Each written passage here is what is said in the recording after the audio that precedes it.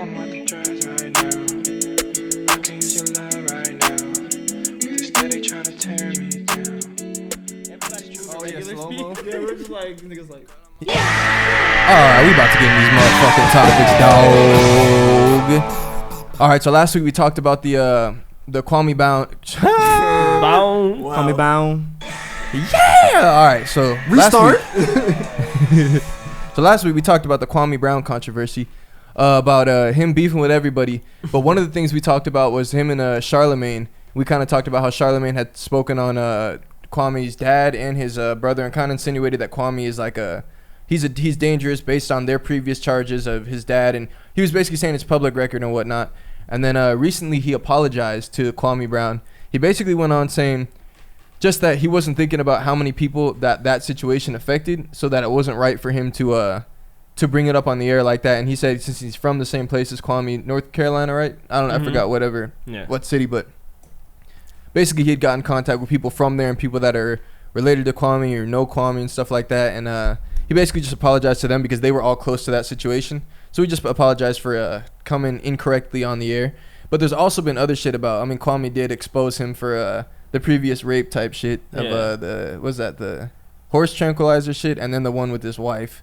Yeah. But that's also it's shit that that Charlamagne had said on the air. He was saying about like shit that they used to do, and he was saying like there's so many things back in the day that would have been rape like today if they were done. Like even my wife, like we were dating for a year, never smashed.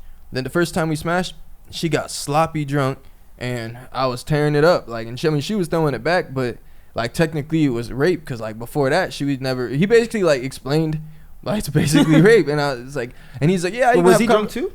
I don't know if he knew. It seemed like from the way he told it, he didn't really do himself any favors. Like he basically made it apparent, like so she got sloppy drunk, and then next thing you know, shit, I was tearing it up, and then he was saying like, I asked her like, wasn't that technically like rape? And she's like, yeah, I guess like technically, because she was like drunk as fuck, and I guess not entirely coherent. So he was exposing her for that, which is stuff Charlamagne said, but he just brought it back to light. And then people were on Charlamagne, and then he brought up the other shit about Charlamagne saying that he used to give the girls like put shit in their drink, and then they'd be like horny as fuck because they get one of them like I think the gas station type shits. Then they beat it up type shit. It basically, damn.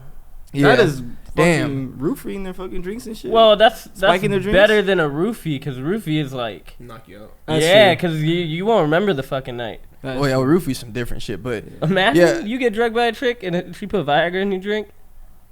It wouldn't be the worst thing. I'm not really mad. I'm just walking around hard as shit for no reason. Like, it'd be kind of you wearing basketball shorts? So short shorts, like kind of tight, like it's summertime, and just damn. Serious.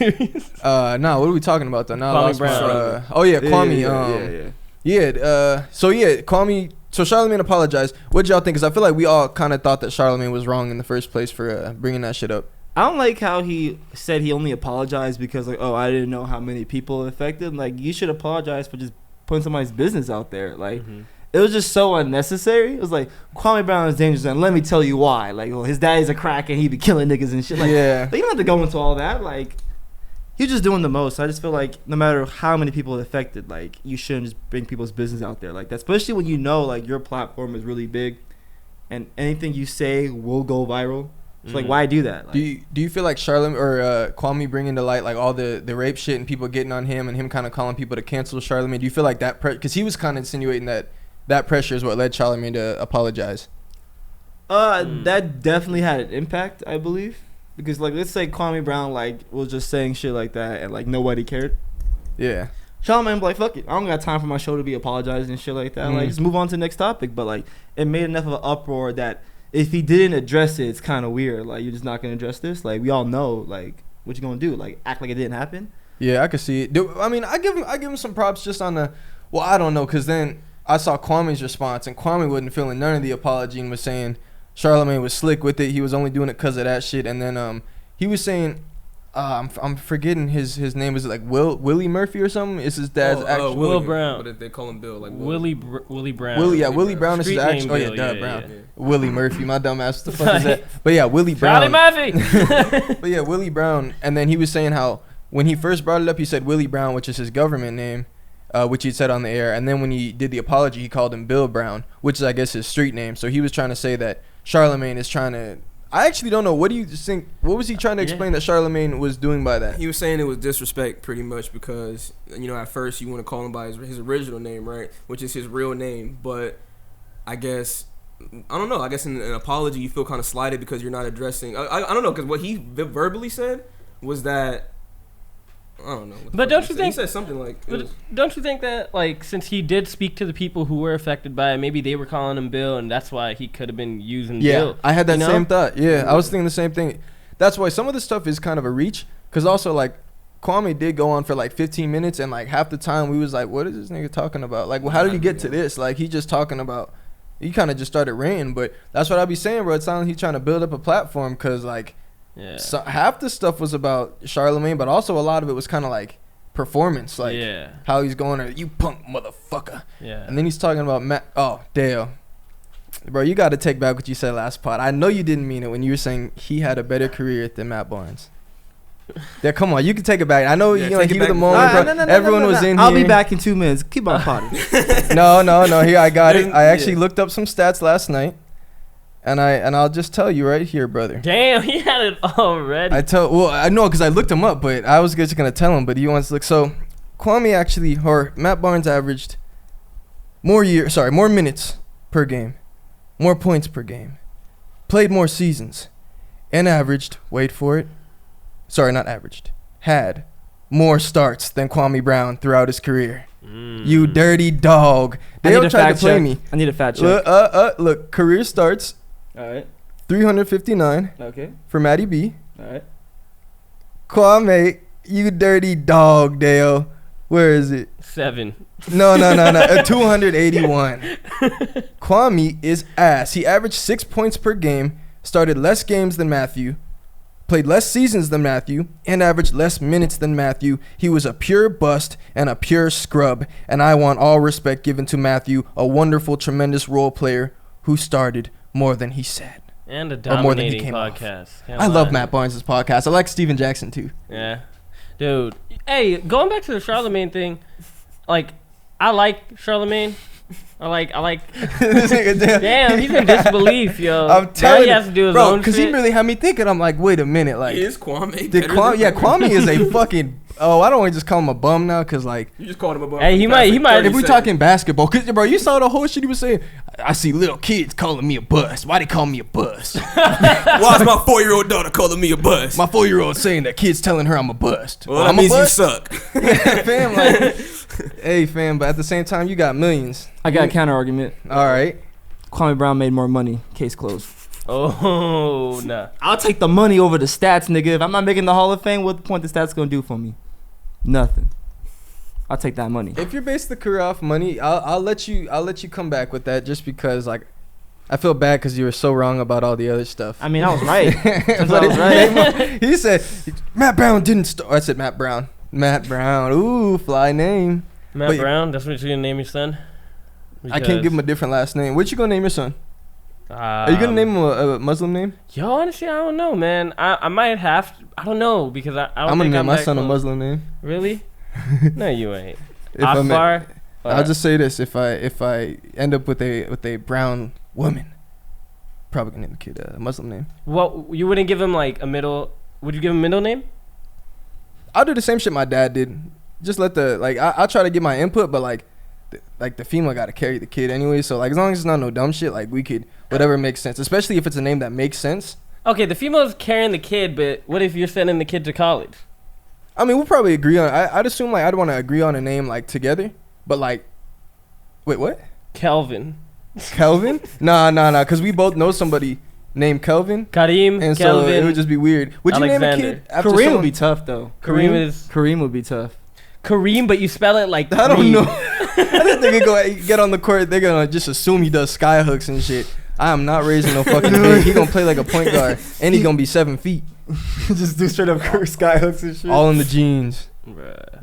He Fuck. cannot end up being a fucking Kwame Brown bust if he has that fucking Man, name. you ain't Don't pull you a ain't no Kwame. bust if you made $65 You are a bust. 65 million US He dollars. just got paid, which is why he shouldn't feel bad about people labeling him a bust. You made your bread, bro. This was just an expense.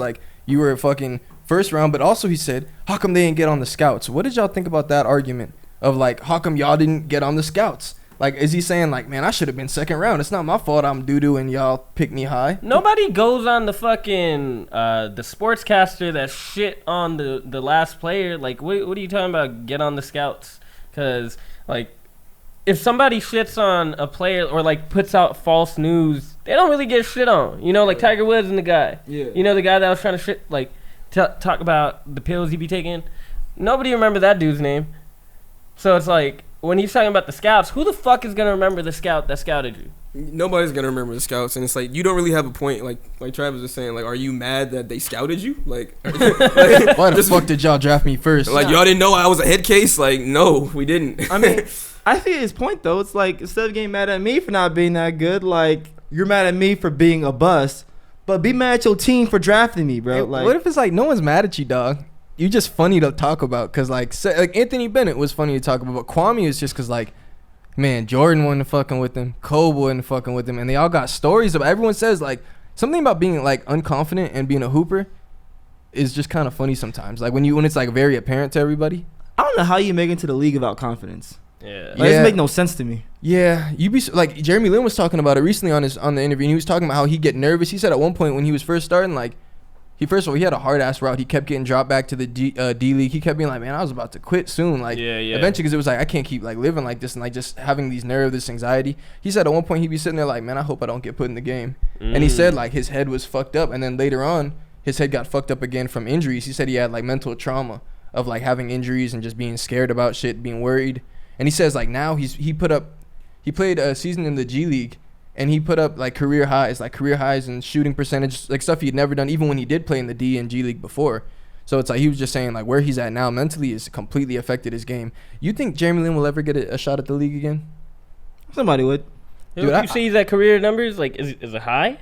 I think so. I hope so. I mean, based on what he said, it sounded like he's been really good. And he said it's just crazy. He was saying he was talking about the Raptors win and how much it meant to him being like the first Asian American to win a ring. But he was saying like the other aspect of it was like, dude, I like when he explains stuff. He's a very likable guy. Did he go to Harvard? Yeah, and yeah, we about to see him speaking this weekend. Hey. Virtually. But yeah, fuck yeah, he's not gonna be in Vegas. Yo, is he just gonna be in his like room speaking? Probably like a desk or something. Bruh, I hope they got a podium for his ass. That'd be crazy. But yeah, he was talking about how he was so excited about this shit, and you're thinking at the same time like you didn't play it all in the series. But then he's like, and the other part of that was like I was getting DNPs the whole time, so that was really just affecting my mental. And then like who would have known that was the last time I was gonna be on the NBA floor? He's like, since then haven't gotten even a workout with the team. Damn. Since that time. But also one of his biggest critiques from his coaching staff was that he gets down on himself too much when he misses shots.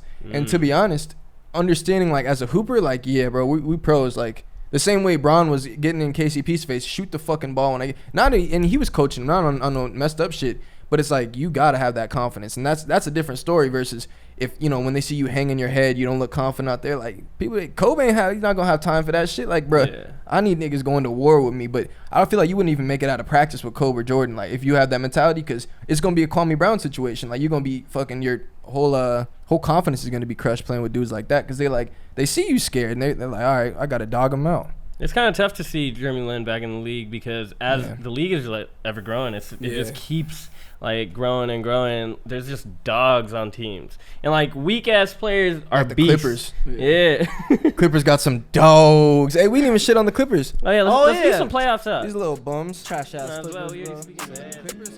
Girl, I'm off the drugs right now. I could use your love right now, but they steady trying to tear me down. I just wanna tell you now,